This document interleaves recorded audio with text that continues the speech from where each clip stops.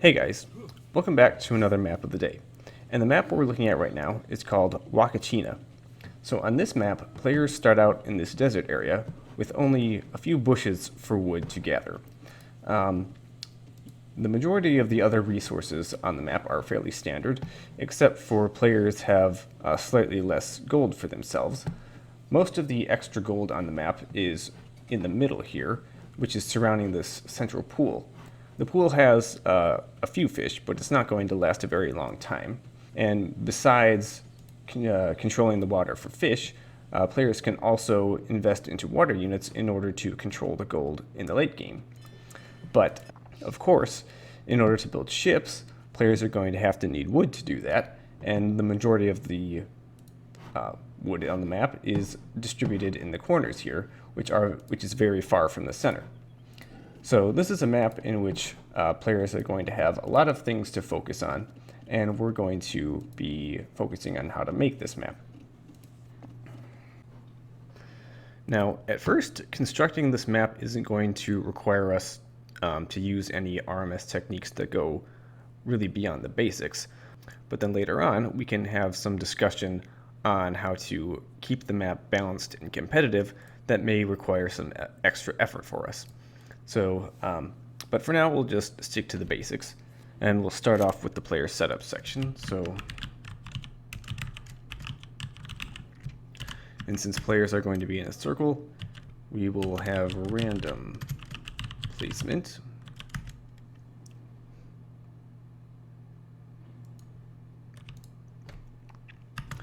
And then next we have the land generation section. And the base terrain of the map is going to be desert. And then we will create player lands next. So we will say that the player lands are going to have the terrain type of desert also. Land percent will be the entire area. Base size, put that at 11. Circle radius will be 33 with a small bit of variance. And then base elevation will be 3 also. And if we have a base elevation, then we need to have an elevation section in our map here.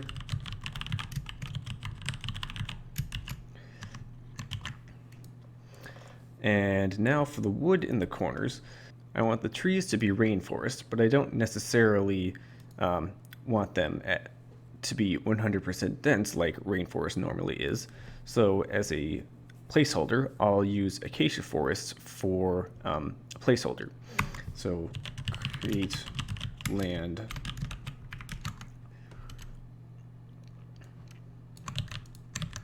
the terrain type in this case will be DLC acacia forest.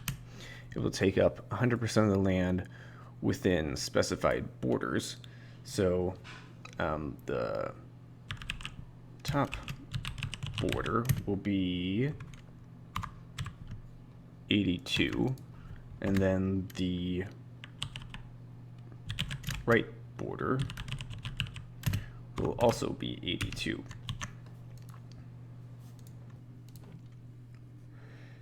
So when we go into our game and we generate our map, we can see that it put in acacia forest as a forest here. And in order to turn the acacia trees into rainforest trees, we can use effect amount Gaia upgrade unit.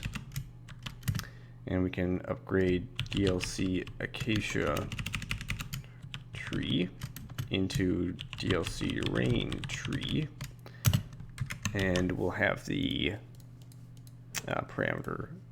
fourth parameter to be 0, and it looks like that. So right now, if we take a look at the land that we had only specified the top and right border. So that produces us a shape that we can see here. And when we do this, we can notice that we left out the bottom and left border, so those are implied to be 0. But in case you didn't know, we can actually get a different sort of shape for this land if we use negative borders for the bottom and left. So if we say bottom border is negative 18, and we do a similar thing for the left border, negative borders will work for us so long as the origin of the land is specified within the map's borders and it's not negative. So we would have to specify a land position of, should be 99.1.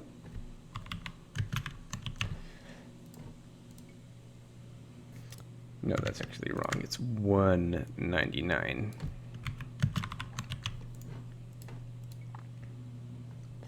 And we can see we have a slightly different shape for our land now that we've changed the borders accordingly. So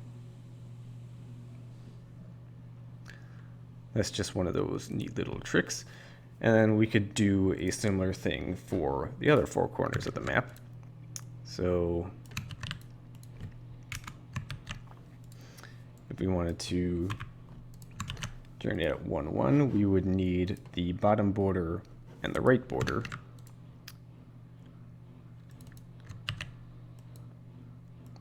So 82, negative 18. That takes care of that corner. We will have 99.1 would be over here, so we need the bottom and left border. So we'll have bottom and left, negative 18. Gives us our corner over here. And then finally, we'll need position 99, 99, which would be over here, in which case we need the top and the left border. So 82, 82, and then this will be negative 18. So now we have our corners here with rainforest trees with the density of acacia forest, so it looks pretty nice. And then the last land that we'll need is one right in the middle. So we'll have a desert land taking up all the area, which is 40% of the way from each edge. It's going to be at land position 50-50, and it's not going to have a base elevation because we want the middle to be at a lower elevation. So if we take a look at that, we can see that we have that over here. And that basically does it for the land section. And for the rest of the elevation section, we could potentially add in some extra hills here, but that might be a little difficult because it would be a bit difficult at this point to differentiate between this desert on the outside and the desert in the middle, which is supposed to be flat. So if we wanted to add some hills on the outside, we'd probably have to use a different terrain for the central land. But we're going to leave it the way it is now because there's nothing wrong with leaving it flat up here. So we'll move straight on to the terrain section. So the first thing we're going to do is create terrain dirt. It's going to be on the base terrain of desert. Land percent 100. And it's going to take up all the area within height limits 0 to 2, terrain mask 2. So basically what that's going to do, it's going to create dirt terrain at the base of this land over here, and it's going to cover the slope in dirt also because of the height limits that we specified. And the terrain mask value of 2 makes it so that this terrain is still recognizable as dirt while still blending it in nicely with the desert around it.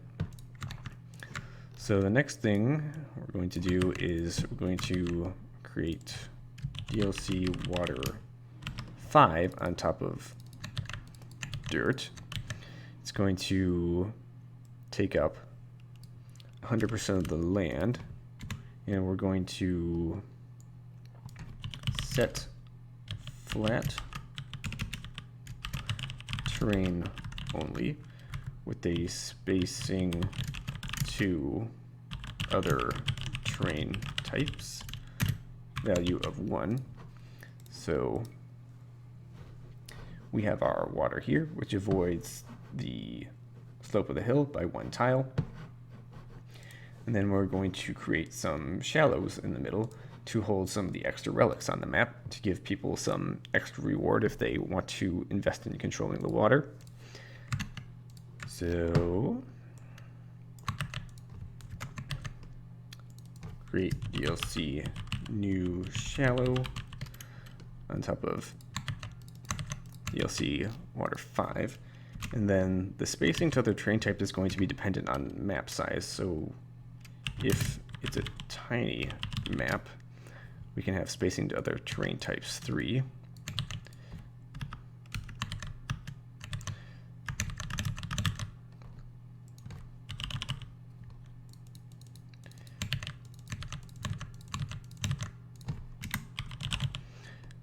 Otherwise, if it's a small map, then the spacing to other terrain types can be 4, and then it's going to correspondingly increase with each map size that we increase.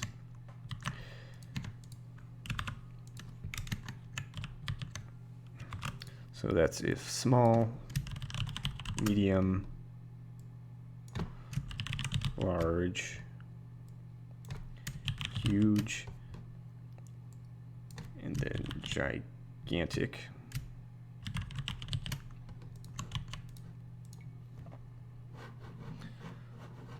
So that gives us a place to put relics later on. Now that that's done, we can focus on the bush forest that's supposed to be in the desert. So bush forest is 89, so we'll create terrain bush forest on top of desert. We'll have 4% of the area. Number of clumps will be 24. We will set scale by groups, and then we'll say set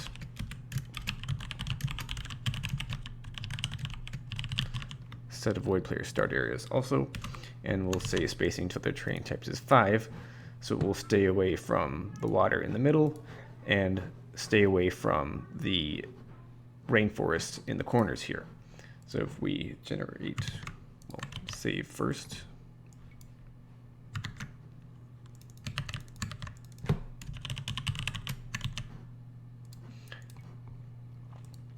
So now we have bush forest that's generating throughout the desert, and we can put a terrain mask value of 2 in here also, so it blends in a bit better. So now it blends in with the desert a bit better. And then aside from that, pretty much all the other terrains in our map are going to be just for decorative purposes. So we're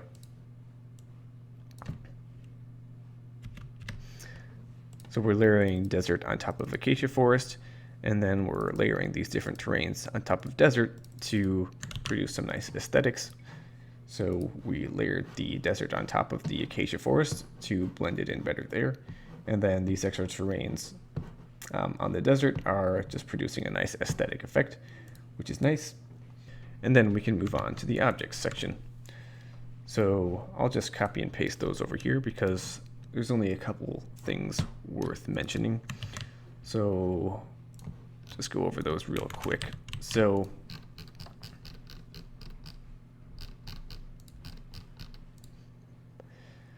notably, since our terrain on the slope of this hill was still considered dirt, because we used the terrain mask value of 2, this is the only terrain on the map that's still considered dirt, and we can use that when we're placing the extra gold on the map using this terrain to place on attribute, because that's the only place on the map where there's dirt. And then additionally, we can see that we're trying to generate the most even distribution of fish that we can, and we don't really want the shallows in the middle to obstruct us. So if you don't know this already, different types of fish have different terrain properties. So for example, marlins and dolphins are not restricted to be placed on shallows, whereas normal fish like snappers, those are restricted, so they would never be able to be placed on shallows. So in order to get a fish like a snapper to be spawning on shallows, we can use a marlin as a placeholder, and then with the second object snapper, we'll create that snapper in the place of the marlin. And then resource delta -350 will get rid of the marlin and just leave the snapper. And that only will occur when we're in the standard game, not in the editor. So aside from that, the last thing I wanted to take a look at is bush forest has two different types of tree objects that it generates. So if we want to take a look at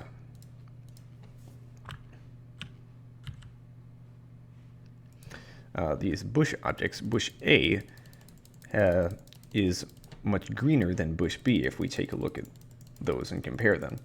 So if we want to make this map a bit more appropriate for a desert theme, we'd probably want to have less green bushes. So in any case, we can use another effect amount to change the greener bushes into the less green bushes by upgrading bush A into bush B. So when we go with that step, we can see we're left with the less green bushes, which makes it a bit more appropriate for the desert, which this is. So I said at the beginning that the basic layout for this map wasn't really too difficult to achieve, and we've basically done that already. But then I also said that we were going to discuss how to keep this map balanced and competitive. Because if we think about the kinds of maps that we may deal with in which wood around the players is very sparse and then concentrated elsewhere, we may think of a map like Atacama, in which the wood is very sparse and then the dense wood is in the middle. And in a case like that, a circle radius would basically keep each player from spawning approximately the same distance from where the wood is most dense. In contrast, we have the majority of our wood now spawning in the corners. So a circle radius doesn't really help keep players in equal distance from the where the wood would be.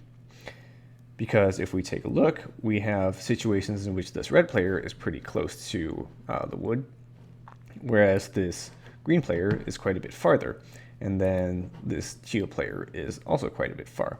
So in a team game situation like we're looking at here, it probably doesn't make that big of a difference, because if we take a look, if we have one player on one team that happens to be close to the wood, there's going to be a corresponding player on the other team that's going to be close to the wood in the other corner.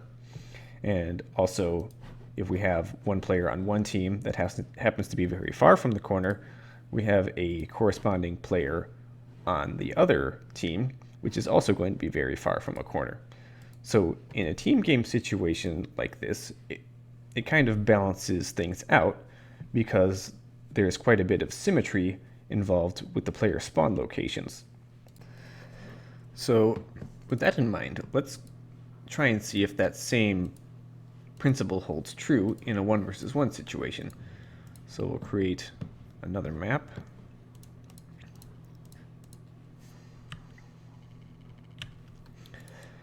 And so now we are in a 1 versus 1 situation, and right off the bat we can see that there's a whole lot less symmetry involved with the player spawn locations. We can see that when one player spawns pretty close to the wood over here, it's not necessarily the case that the other player is going to be spawning just as close to the wood line. There's a lot more angular variance involved in a 1 versus 1 situation versus a team game situation. So with that in mind, the first question to ask ourselves is whether this kind of issue is really worth addressing and fixing. And to help answer that question, I'll try to compare it to another map that has important things in the corner, and that map is Cross. So this map should look pretty familiar to most people. The majority of the map is pretty much a land map, aside from a lake in each of the four corners. So this map doesn't really have much regard for keeping the player distance from the nearest lake equal for each player. We can see, for example, in a situation like this player is relatively close to this lake here, while this player is relatively a bit farther from this lake here. And most of the time, that's not really a big deal. And there are a couple reasons for that. So, number one, in order to make use of a lake, all you need to send here is one villager. And the extra economy that you get from investing into the lake more than compensates for the extra walking time if you have to walk farther. And then, in addition to that, players would often try and contest multiple lakes, in which case spawning farther from one lake at the beginning of the game can make them spawn closer to another lake, which can benefit them later on.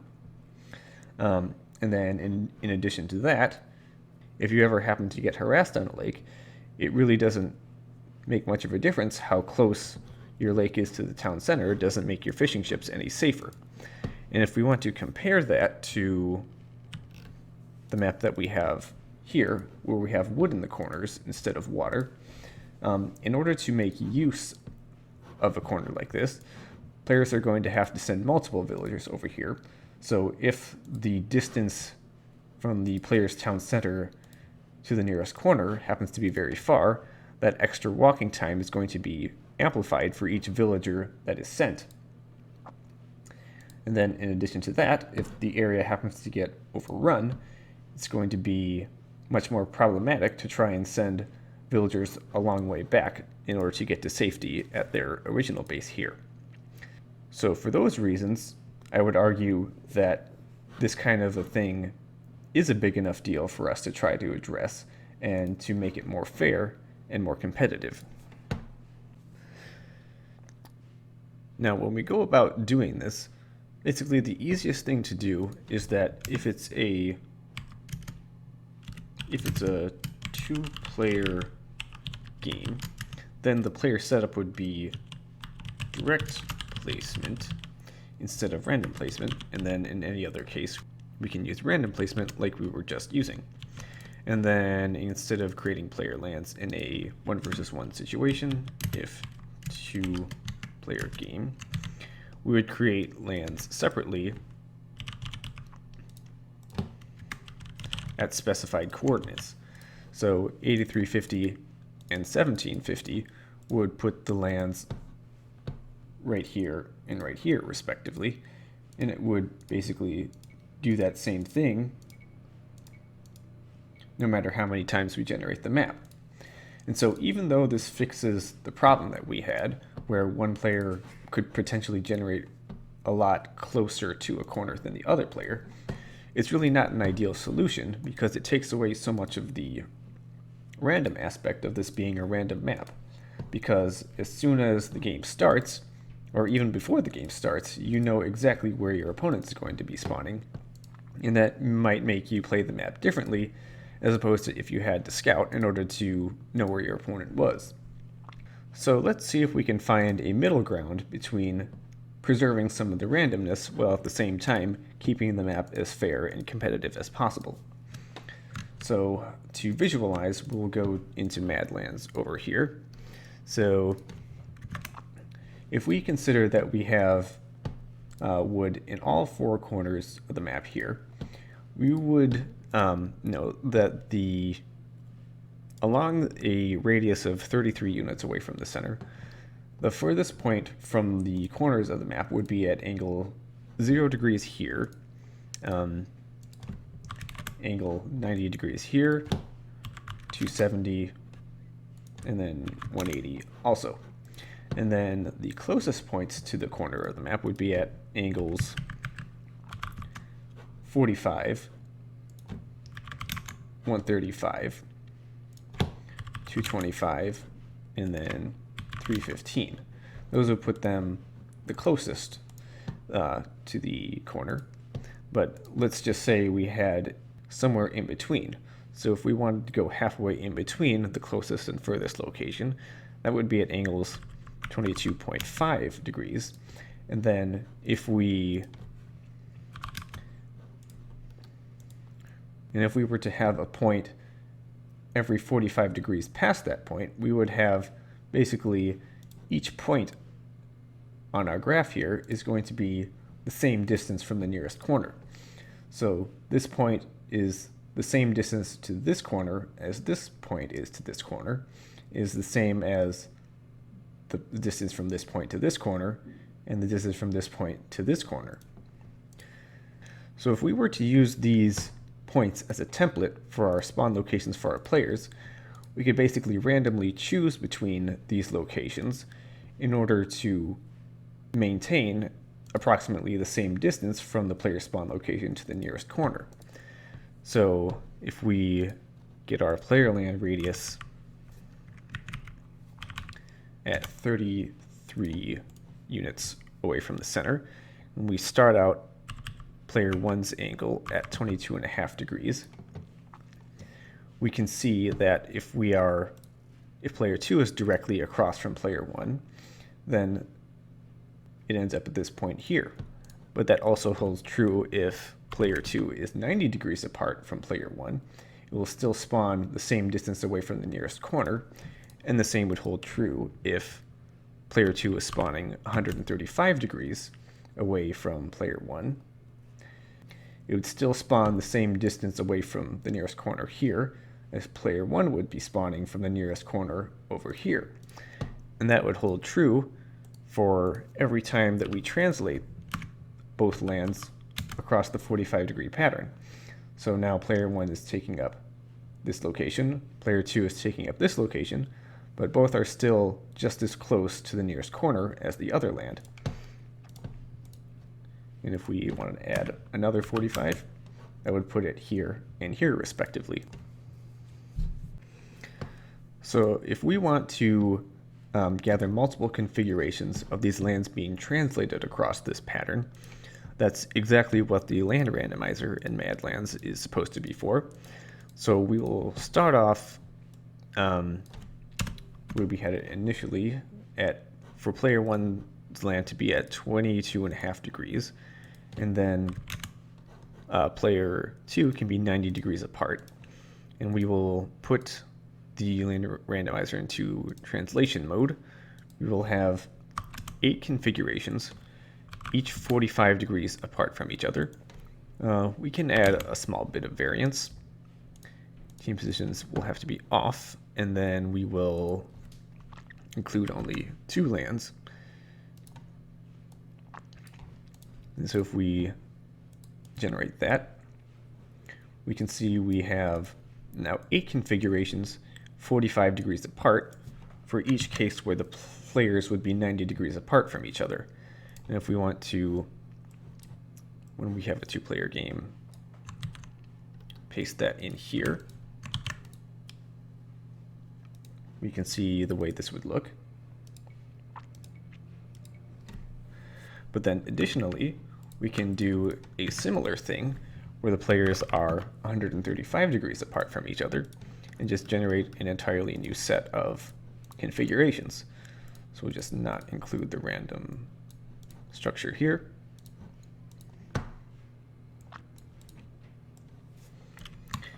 And then in the case where players are going to be 135 degrees apart from each other, this would have to be in a different case. So we're going to have to end up having 2 random structures here. So start random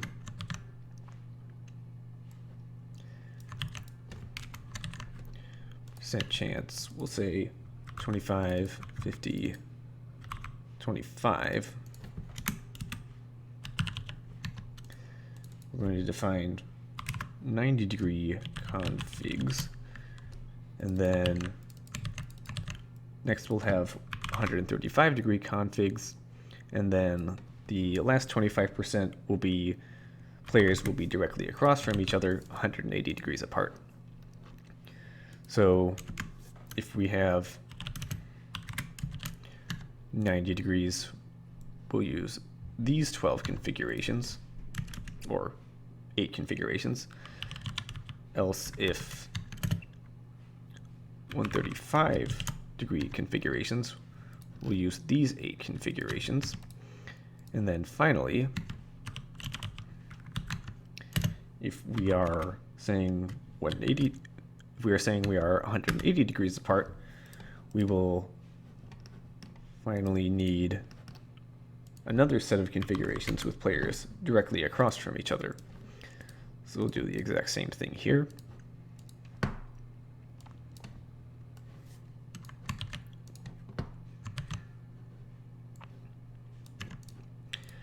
And finally end this if. And now, with all this code, we can generate some configurations on our map here.